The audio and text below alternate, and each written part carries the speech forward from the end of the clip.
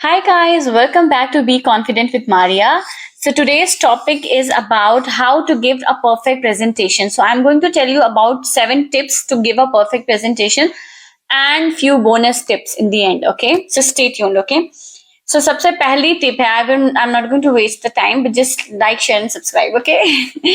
So सबसे पहली tip है वो ये है कि clearly define your objective before making a presentation. आपका प्रेजेंटेशन किस टॉपिक पे होना है, ठीक है, बहुत ही क्लियरली वो सारी चीजें आपको बिफोर हैंड करनी है ताकि आप बाद में कंफ्यूज ना हो कि अब आपको क्या करना है. ठीक है, अगर आपको ऑलरेडी टॉपिक दिया गया है तो आपको प्रॉपरली जो जो आप उसमें डालने वाले हो पॉइंट्स, ठीक है, उसका एक प्रॉपर कहते हैं एक नोट्स बना के रख लो कि आप क्या क्या कौन कौन सी स्लाइड्स में क्या क्या चीजें डालने वाले हो. ठीक है, अगर आप 7 स्लाइड्स शो करोगे तो 7 की 7 स्लाइड्स आपको पहले पेपर पे बना लेनी है, तब आपको एक्चुअल स्लाइड्स प्रिपेयर करनी है. ठीक है, तो बिफोर हैंड प्रिपरेशन बहुत इंपॉर्टेंट है. ठीक है, जो आप टॉपिक आपका है जिस पे आपको बोलना है उस टॉपिक के बारे में थोड़ी रिसर्च करो.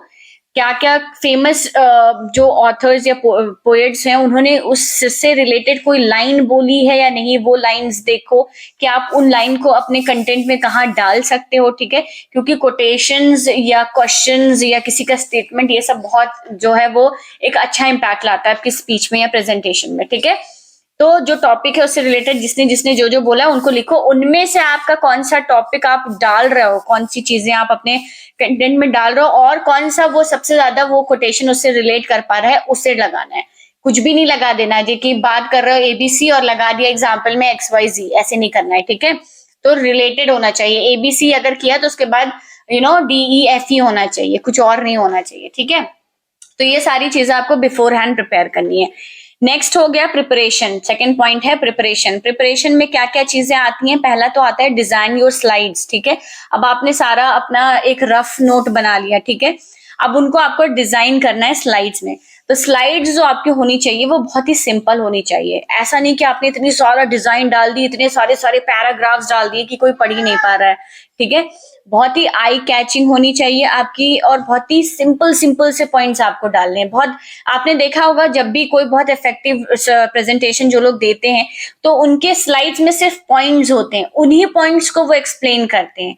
तो ऐसा लगता है ना कि ऐसा नहीं लगता है कि उन्होंने रटा हुआ या वो उसी पूरा पैराग्राफ को पढ़ के उन्होंने सुना दिया, ऐसा नहीं लगता है. ठीक है, तो आपको ऑडियंस के साथ ना बातें करनी है. ऐसा लगना चाहिए कि आप बात कर रहे हो, ये नहीं लगना चाहिए कि आप पूरा रटा रटाया एक सुन के आप पढ़ के आए हो और आपने आके वॉमिट कर दिया, ऐसे नहीं करना है. ठीक है, तो स्लाइड्स को बहुत अच्छे से डिजाइन करना है. अपने main point, choose your main points. अपने जो मेन मेन पॉइंट्स उनको चूज करो कि कौन कौन से पॉइंट्स जो आप हैं जो बहुत ही स्ट्रॉन्ग पॉइंट है जिनको आपको शो करना है. ठीक है, उसके अंदर जो आपको बोलना है उन्हें अच्छे से जो है मेमोराइज करो और उस तरीके से बोलो कि नेचुरल लगे. ठीक है, फिर थर्ड पॉइंट इसी में आता है वो ये है कि चूज योर सपोर्टिंग इन्फॉर्मेशन. भाई मैंने कहा एग्जाम्पल्स या स्टोरी टेलिंग या जो भी आप स्टेटमेंट दे रहे हो बहुत ही वाइजली चूज करो और क्या सपोर्टिंग उसके आगे तो ऐड करना है, ये सारी चीजें आपको मेंटेन करना है. ठीक है, next point is practice and prepare. Okay, तो प्रैक्टिस में क्या क्या आता है, आपको बिफोर हैंड अच्छे से प्रैक्टिस करनी है जो आपने स्लाइड्स बनाई हैं. ठीक है, अच्छे से प्रैक्टिस में क्या आता है, एक मोबाइल सामने रिकॉर्ड करो. ठीक है, अपने आप को रिकॉर्ड करो. ठीक है, और फिर उसके बाद में देखो कि क्या क्या चीज़ें गलती कर रहे हो, बॉडी पोस्चर कैसा है, आवाज़ कैसी है, टोन कैसी आ रही है, बहुत ही मोनोटोनस टोन तो नहीं है. तो प्रैक्टिस करो पहले खुद को उस चीज़ में देख के. उसके बाद जो है अपना कोई आपका कोई रिलेटिव है या कोई फ्रेंड घर में है उसको सुनाओ, उसके सामने लाइव प्रैक्टिस करके दो और उससे फीडबैक लो. तो वो आपको एक प्रॉपर अच्छा फीडबैक देगा कि कहाँ गलत हो रहे हो आप, कहाँ और सही हो. ठीक है, ठीक है, तो फीडबैक लेना है आपको अच्छे से. Okay, next point is work on your non verbal communication skills. तो इसमें ये बहुत इंपॉर्टेंट है, मैं अपने हर टॉपिक में बताती हूँ.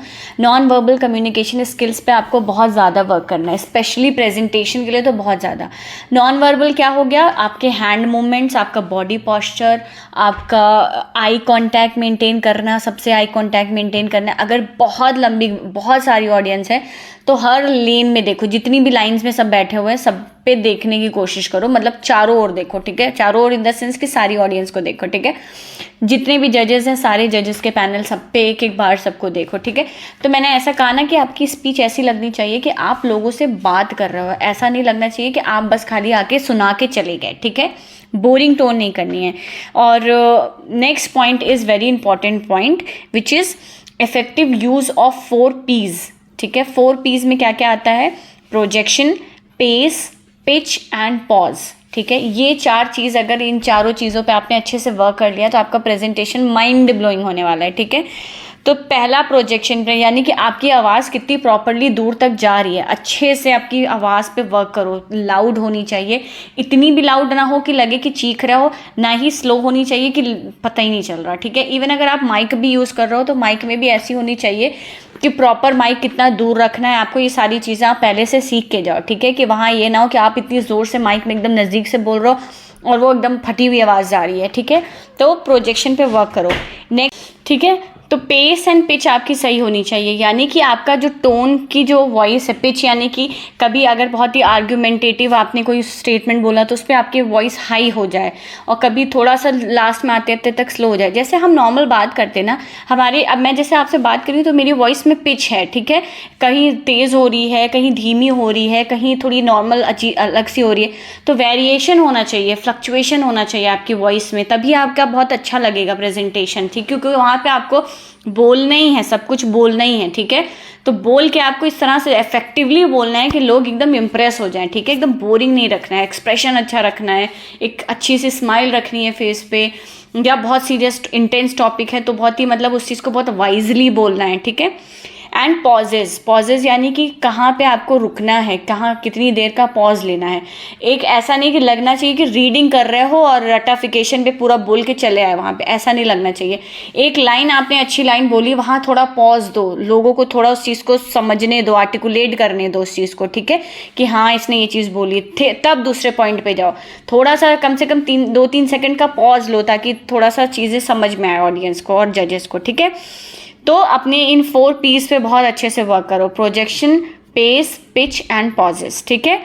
Then last point is you have to be natural, okay. Natural रहना है, यानी कि जो है आपको ऐसा लगना चाहिए कि आप ऑडियंस के साथ बात कर रहे हो, ऐसा नहीं लगना चाहिए कि आप बस मतलब रट के आ गए हो, ठीक है।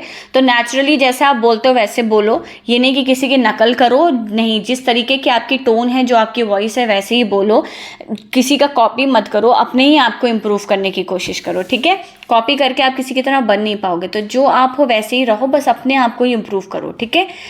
अब आती है बारी बोनस टिप्स की। तो बोनस टिप्स में पहली टिप है कि आपको कॉन्फिडेंट रहना है, आपको पहले से सोच के जाना है कि आप आज 2 एकदम चकदे फटे करने वाले हो, ठीक है। आपको ये बिल्कुल भी नहीं सोचना है कि कहीं मेरा खराब हो जाए या कहीं मैं सही से ना दे पाऊँ, कहीं ये ना हो जाए वो ना हो जाए। निगेटिव थॉट्स को जाने से पहले निकाल देना है अपने माइंड से, ठीक है। कि किसी और का प्रेजेंटेशन देख लिया, अब ये सोचो कि अरे यार इसने तो इतना अच्छा दिया है, इसके आगे तो मेरा अच्छा हो ही नहीं पाएगा, ठीक है। ये सब नहीं सोचना है आपको, आप पहले अपने आप पे कॉन्फिडेंट रखो कि नहीं आप अच्छे से दे पाओगे, ठीक है, तभी आप दे पाओगे, वरना आप प्रेजेंटेशन अच्छा नहीं दे पाओगे, वरना कोई फ़ायदा नहीं है, ठीक है। तो निगेटिव थॉट्स को हटाओ, कॉन्फिडेंट रहो, प्रिपेयर्ड रहो, पहले से एकदम लास्ट मोमेंट तक आपको फुल्ली प्रिपेयर्ड होना है। ऐसा नहीं है कि लास्ट डे पे कुछ छोड़ दिया, नहीं, प्रॉपरली सारी प्रिपरेशन, उस दिन क्या पहनना है क्या नहीं पहनना है, कितने बजे जाना है, सब चीज़ बिफोर हैंड प्रिपेयर करके रखो, ठीक है, ताकि बस जो भी प्लान सोचा है वो जाके वहाँ पे इम्प्लीमेंट करना है, ठीक है। And last thing is stay motivated, यानी कि अपने आप को मोटिवेट करो कि all is good, all is well, okay, all is well करते रहना, ताकि जो होगा सब अच्छा होगा। और अगर इन केस अगर आपका कोई कंपटीशन है और आप नहीं जीत पाए तो इतना ज़्यादा डीमोटिवेट नहीं होना है, ठीक है। सब कंपटीशन है, होता रहता है, जीत हार लगी रहती है, ठीक है। इट्स जस्ट दैट आप अपना 100% दो ताकि आप सेटिस्फाइड रहो कि हाँ मैंने तो अच्छा दिया था, बाकी कोई बात नहीं ठीक है। और अगर आपका नॉर्मल प्रेजेंटेशन है तो फिर तो आपका फॉर श्योर अच्छा होना ही होना है। तो अपने प्रेजेंटेशन स्किल्स पे वर्क करो, ठीक है, अपनी पब्लिक स्पीकिंग स्किल्स पे वर्क करो ताकि आपका प्रेजेंटेशन बहुत अच्छा हो। और आगे फिर अगर आपने अच्छा प्रेजेंटेशन दिया तो अगर आप किसी स्कूल में या कॉलेज में हो तो फिर आपको बार बार लोग बोलेंगे कि यार हमारे हाउस से पार्टिसिपेट करो क्योंकि तुम अच्छा बोलते हो, तो वो कहीं ना कहीं आपको आपकी स्किल्स को, आपकी इंग्लिश कम्युनिकेशंस को डेवलप करेगा, ठीक है। So these were my few tips of how to give a perfect presentation, ठीक है। प्रेजेंटेशन में स्लाइड्स पे बहुत ध्यान देना पड़ता है आपको, ठीक है। Now this was all about today's topic, and if you have anything in your mind and you want me to discuss about that, just drop down in the comment below, okay? And please do like, share and subscribe. Bye.